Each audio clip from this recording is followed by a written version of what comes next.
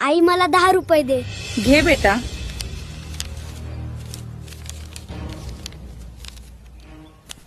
एक दिवस त्याच्या वडिलांनी हे पाहिले आणि विचार केला, हे असेच चालू राहिल्यास आपला मुलगा बिघडेल.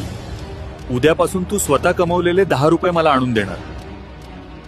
मुलाला समजले नाही. त्याने आईकडून 10 रुपये घेतले आणि वडिलांना दिले. आता ते रुपये बाजूच्या जुन्या विहिरीत फेकून दे.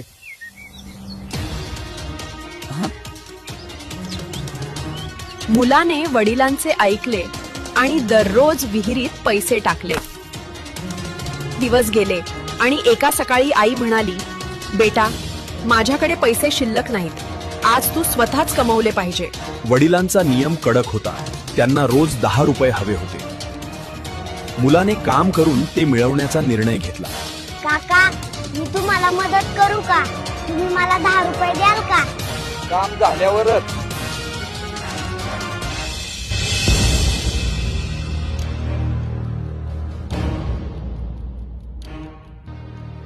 घराकडे परतताना त्याने वडापाव, चहा आणि मिठाईची दुकाने पाहिली, पण त्याने 1 रुपयाही खर्च केला नाही.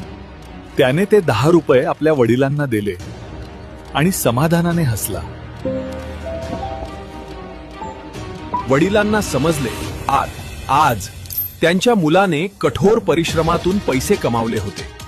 जा आणि ते रुपये त्या जुन्या विहिरीत फेकून दे. नाही, मी हे फेकणार नाही. मी ते कष्टाने मिळवले आहे. माझ्या हातांना फोड आले आहेत. आता तुला समजले असेल की कष्टातून कमावलेल्या पैशाला खरे मूल्य असते. Hard earned money has worth.